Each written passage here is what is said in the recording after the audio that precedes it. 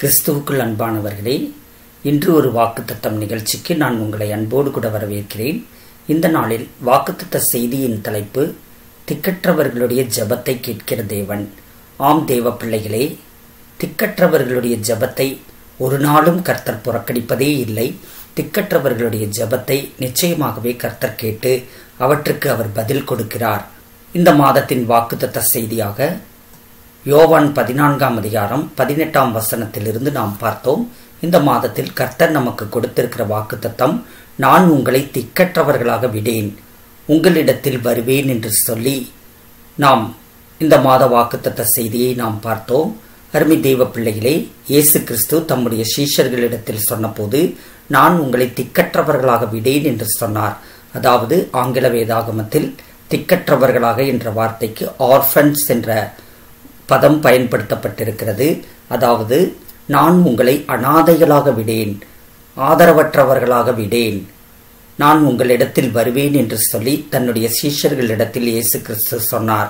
அருமை தேவ பிள்ளைகளே, இயேசு மரித்து உயிரோடு கூட எழுந்து அவர் பரமேறி கடந்து சென்ற பின்பு நமக்குள் வாசமாய் இருக்கும்படிக்கு அவர் கடந்து வந்து விட்டார்.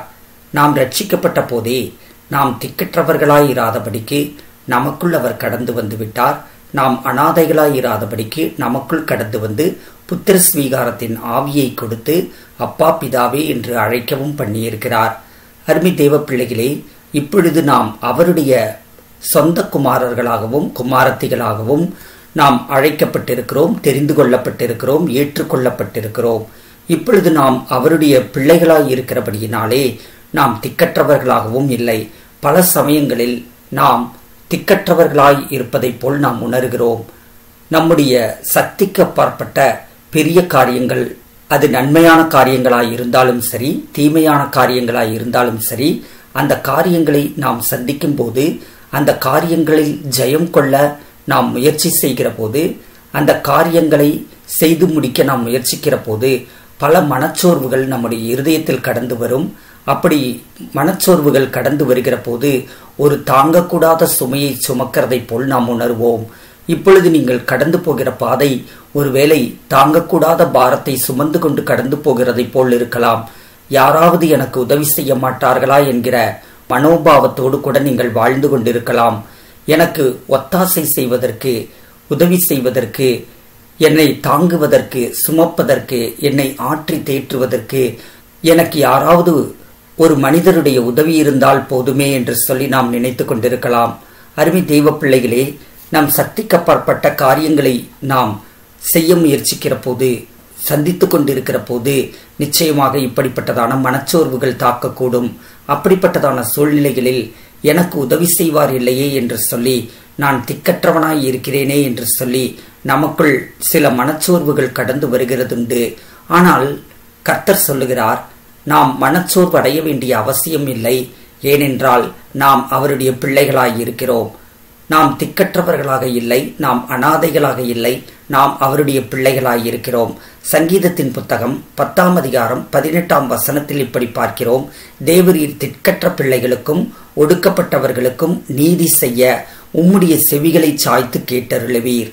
ஆம் தேவ பிள்ளைகளே, இந்த உலகத்தில் மனுஷருடைய ஒத்தாசை அது நிச்சயமாக நமக்கு வீணும் விருதாவுமாய் போய்விடும்.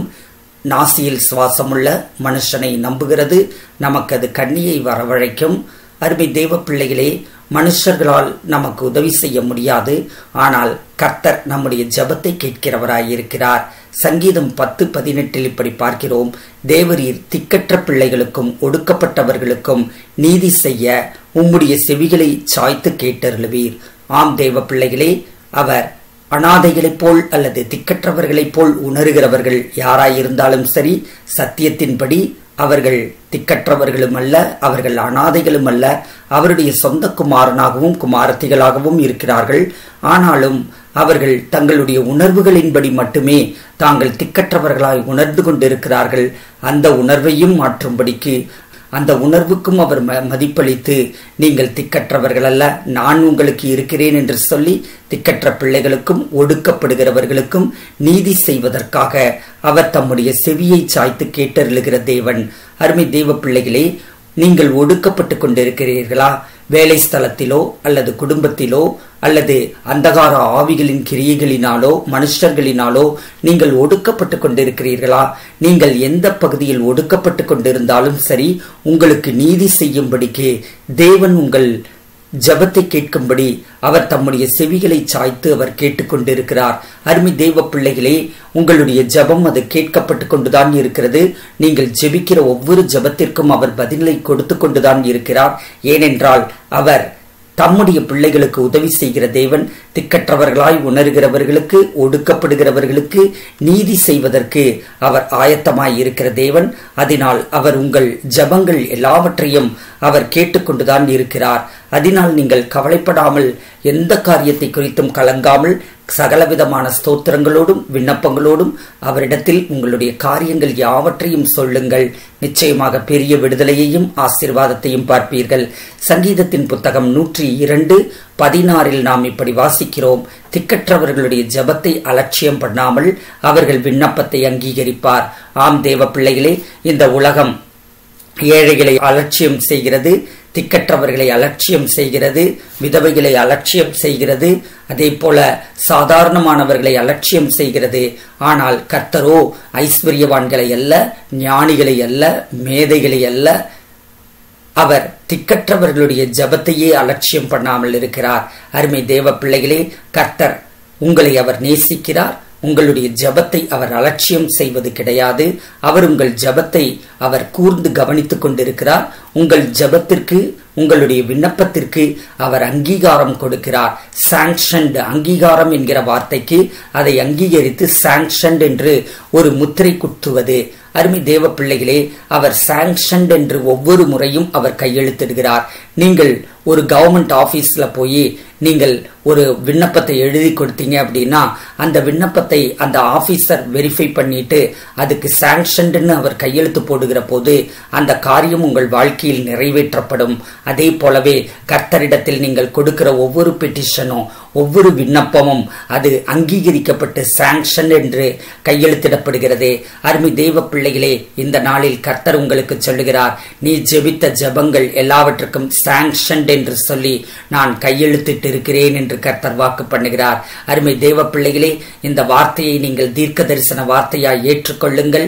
கர்த்தர் உங்கள் விண்ணப்பங்களை கேட்டு நீங்கள் எதற்காக ஜெபித்துக் கொண்டிருக்கிறீர்களோ அந்த காரியங்களில் சாங்ஷன் என்று அவர் கையெழுத்து போட்டு விட்டார்.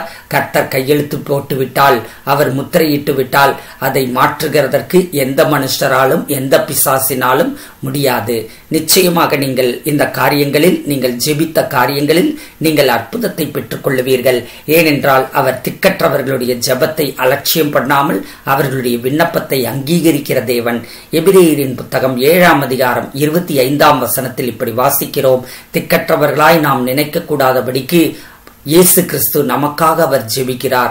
மேலும் தமது மூலமாய் தேவனிடத்தில் சேருகிறவர்களுக்காக வேண்டுதல் செய்யும்படிக்கு அவர் எப்பொழுதும் உயிரோடு இருக்கிறவராகையால் அவர்களை முற்றுமுடிய ரட்சிக்க வல்லவருமாயிருக்கிறார்.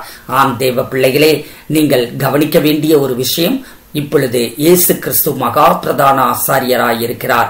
அந்த தேவாலயத்தில் காணப்பட்டதான திரைச்சீலையை இரண்டாக கிழித்து அதன் வழியாக நமக்கு வழியை உண்டாக்கின தேவன், அவர் மூலமாக நாம் கிருபாசன தண்டையில் தைரியமாய் சேருகிற கிருபைகளை கொடுத்த தேவன், இப்பொழுது அந்த இயேசு கிறிஸ்து உங்களுக்காக அவர் எப்பொழுதும் வேண்டுதல் செய்கிறவராயிருக்கிறார். சிறுமைப்பட்டவர்களாய், திக்கற்றவர்களாய், ஒடுக்கப்பட்டவர்களாய், அனாதைகளாய், விதவைகளாய் காணப்படுகிற எந்த பிள்ளைகளாய் இருந்தாலும் சரி, கர்த்தர் சொல்லுகிறார் அவர் உங்களுக்காக விண்ணப்பம் பண்ணுகிறவர் என்று. அருமை தேவ பிள்ளைகளே, தமது மூலமாய் தேவனிடத்தில் சேருகிறவர்களுக்காக வேண்டுதல் செய்யும்படிக்கு இயேசு கிறிஸ்து எப்பொழுதும் உயிரோடு இருக்கிறவராக இருக்கிறபடியினாலே அவர் முற்றுமுடிய ரட்சிக்க வல்லவராயும் இருக்கிறார். ஆம் தேவ பிள்ளைகளே, அவர் உங்களுக்காக வேண்டுதல் செய்து முற்றுமுடிய உங்களை ரட்சிக்க வல்லவராயிருக்கிறார். ஆம் தேவ பிள்ளைகளே, ஒவ்வொரு முறை நீங்கள் ஜெபிக்கும் போதும் உங்களோடு கூட இணைந்து கொண்டு இயேசு கிறிஸ்துவும் ஜெபிக்கிறார் என்பதை மறந்து போகாதிருங்கள். நீங்கள் எப்பொழுதெல்லாம் ஜெபிக்கிறீர்களோ அப்பொழுதெல்லாம் இயேசு கிறிஸ்து அதே ஜெபத்தை, எப்படி அதை பிதாவினிடத்தில் ஜெபமாக, விண்ணப்பமாக தெரிவிக்க வேண்டுமோ அப்படி அவர் தெரிவித்துக் கொண்டுதான் இருக்கிறார். அவர் அதன் மூலமாக முற்றுமுடிய ரட்சிக்க வல்லவராயும் இருக்கிறார். அருமை தேவ பிள்ளைகளே, நீங்கள் எதை கேட்கிறீர்களோ அவற்றை கொடுக்கும்படிக்கு முற்றுமுடிய ரட்சிக்க வல்லவராயிருக்கிறார். ரோமரின் புத்தகம் 8ஆம் அதிகாரம் 26ஆம் வசனத்தில் இப்படி பார்க்கிறோம். நாம் திக்கற்றவர்களும் அல்ல, நாம் அனாதைகளும் அல்ல, பரிசுத்த ஆவியானவர் நமக்காக விண்ணப்பம் பண்ணுகிறவராயிருக்கிறார். அந்தப்படியே ஆவியானவரும் நமது பலவீனங்களில் நமக்கு உதவி செய்கிறார். நாம் ஏற்றபடி வேண்டிக் கொள்ளுகிறது இன்னதென்று அறியாதிருக்கிறபடியினாலே ஆவியானவர் தாமே வாக்கு கடங்காத பெருமூச்சுக்களோடு நமக்காக வேண்டுதல் செய்கிறார். ஆம் தேவ பிள்ளைகளே, நீங்கள் ஒவ்வொரு முறை ஜெபிக்கும் போதும் உங்களோடு இணைந்து கொண்டு ஆவியானவரும் ஜெபிக்கிறார். அவர் ஆவியானவர் இயேசு கிறிஸ்துவின் இடத்தில் சகலத்தையும் தெரிவிக்கிறார். இயேசு கிறிஸ்து சகலத்தையும் பிதாவினிடத்தில் தெரிவிக்கிறார். நீங்கள் ஜெபிக்கிறீர்கள், ஆவியானவர் ஜெபிக்கிறார், இயேசு கிறிஸ்துவும் ஜெபிக்கிறார். இவை எல்லாவற்றையும் பிதாவானவர் கேட்டு இயேசுவின் மூலமாக உங்கள் வாழ்க்கையில் அற்புதத்தை செய்கிறார். அருமை தேவ பிள்ளைகளே, எல்லாம் சாங்ஷன்ட் என்று நீங்கள் இந்த நாளில் சந்தோஷத்தோடு கூட நீங்கள் ஸ்தோத்திரம் பண்ணுங்கள். நான் ஜெபித்த ஜெபங்கள் எல்லாம் சாங்ஷன்ட்.